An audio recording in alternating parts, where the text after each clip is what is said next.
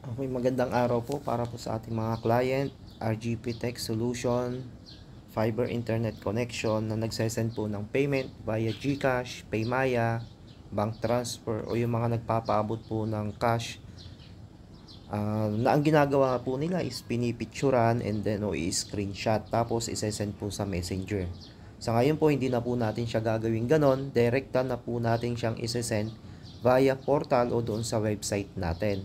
Ang kailangan lang po nila is mag-open po sila ng browser, any browser po sa cellphone po nila, katulad nito halimbawa Google Chrome, and then itatype lang po nila dyan rgptechsolution.net. Pupunta po sila dito and then log in. Sa mga hindi po nakakaalam ng kanilang username o password o sa mga nakalimutan na po yung username and password nila, message nyo lang po ako. And then log in po, gamit po yung username and password ninyo, lalagin nyo lang dyan, papasok po kayo. So mapapasok po sila o mapupunta po sila doon sa inyong sariling portal. Makikita nyo po dyan yung mga bills po nila, paid at saka yung unpaid. Yan, yung mga paid at saka unpaid. And then history, payment history. Nandiyan dyan po kung paano nyo binayaran via GCash o Paymaya or cash. Nandiyan dyan po yan. O balik po tayo doon sa billing. Sabi ko nga po sa inyo, hindi nyo na po siya isesend sa messenger. Assuming po na nakapag-send na sila ng payment gamit ang GCash. So, ang gagawin po natin is screenshot po natin yung payment ninyo. And then, pupunta po sila dito sa bill nila. Halimbawa po, yung bill is ito. Pay, open lang po nila. Nakalagay po dyan yung due date ninyo and then yung kung magkano po yung babayaran. So, 1,500. Pay now. Select lang po sila and then GCash. Ito po yung GCash namin, yung QR code.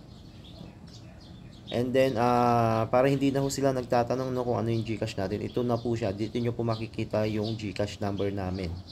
Okay, and then amount to pay is 1,500 pesos. Kung magkano yung bill, 1,500 pesos. And then dito nyo na po i-upload yung screenshot. So choose file, open lang po nila and then i-select lang po nila yung screenshot. So halimbawa ito po yung payment, select lang po nila and then send.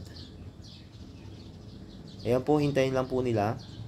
Okay, lalabas po sila doon and then babalik po sila dito sa billing and then makikita nyo po doon yung binayaran nyo for collection.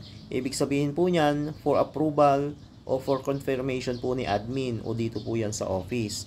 So within 24 hours po malalagay po dyan na paid na. So hindi nyo na po kinakailangan na mag-send ng payment via messenger. Dito nyo na po siya gagawin. Ang advantage po nito, nakamonitor po at nakikita nyo po dyan kung bayad na kayo o hindi pa.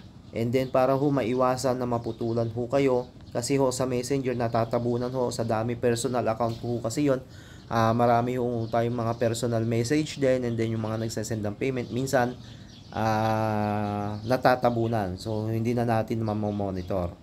So kahit bayad na, minsan ang nangyayari is nami-message pa rin namin, sinisingil pa rin ho ulit. Para maiwasan ho yung mga ganon, ito na ho yung gagawin nila. Sa mga nakalimot po ng password at saka yung username, i-message nyo lang po ako. So, ganun lang, yun lang. Maraming pong salamat. Follow na lang po itong procedure na ito. Salamat.